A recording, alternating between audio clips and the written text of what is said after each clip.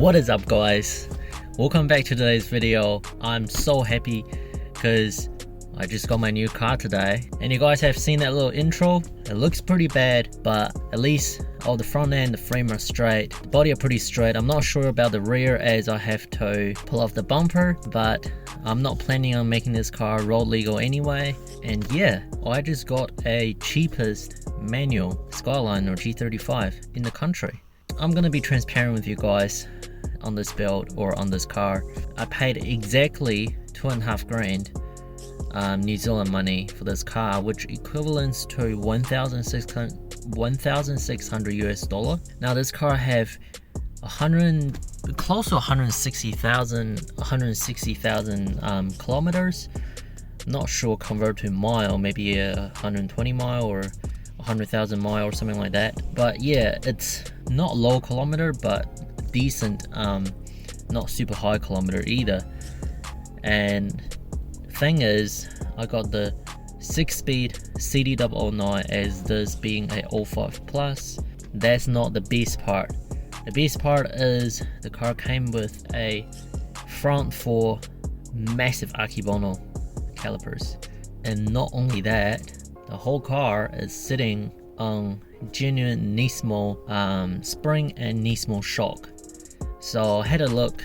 You can't really buy them anywhere other than Concept Z sell them for like 1,600 USD, which is absolutely ridiculous.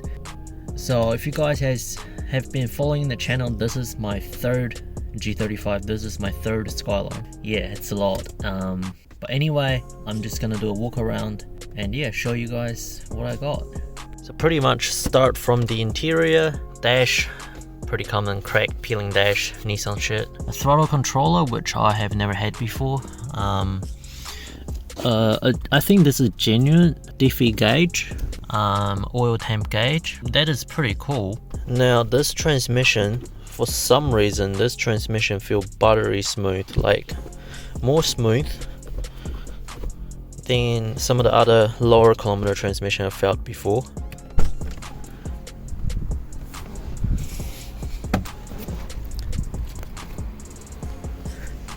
And yeah, other than that, the interior is pretty standard, nothing crazy. Here's the front bumper. It does have a lip, a nice little lip. Now the whole front end it's not gone. Both lights are gone. The radiator support is gone. So you can see it's broken off there. The radiator needs replacing. So I drove it home and it was overheating like mad. Overheating, alright. So ended up getting my good friend Alan and helped me out, and he towed it home for me. So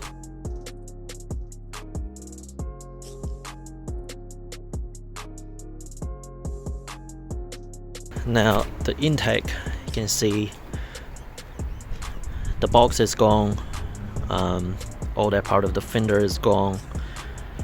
But yeah, it's not actually that bad because none of the actual frame is bent. The frame is pretty straight. And now you can see this massive Akebono 370Z caliper right here, and this Nismo shock and spring. Says Nismo right there. And also, I'm always been a fan of those wheels, the 18-inch race style wheels. If you guys have a look, it's pretty much the same style as the 19, but that one's smaller. So this is kind of like the worst part. You can see how much is stove in, but doesn't matter. I'm planning on making it into a track car anyway. Other than that, I think surprisingly that button still work.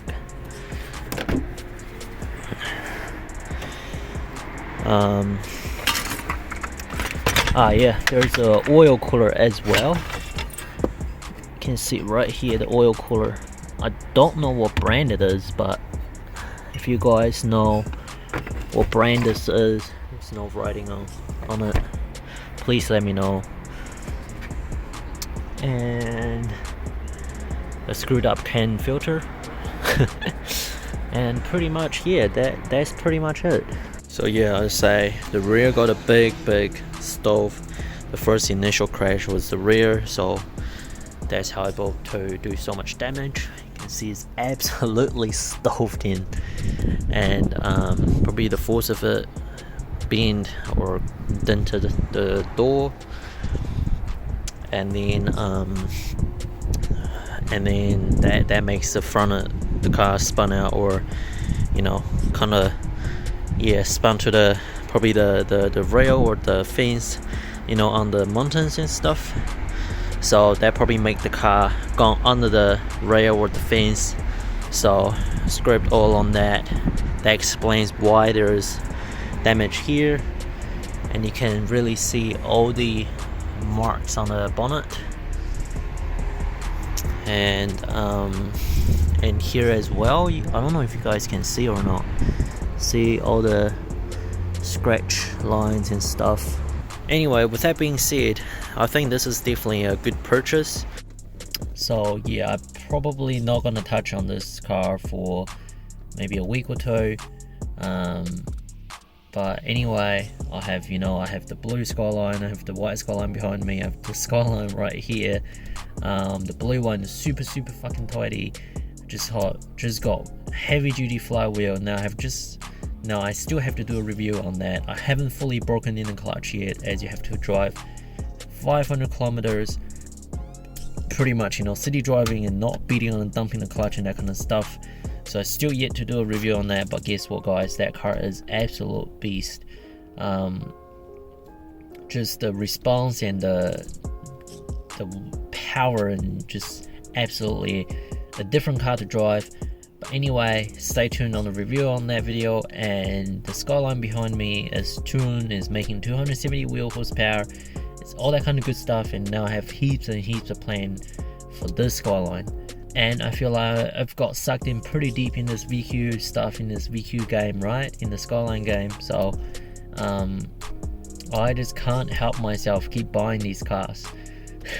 I mean, yeah, they're a good deal, but yeah, I can't help myself. And you know what that means, guys? That means more better build, more parts, more surprises, all that kind of good stuff coming to the channel, coming to the video. If you're into VQs, subscribe to the channel.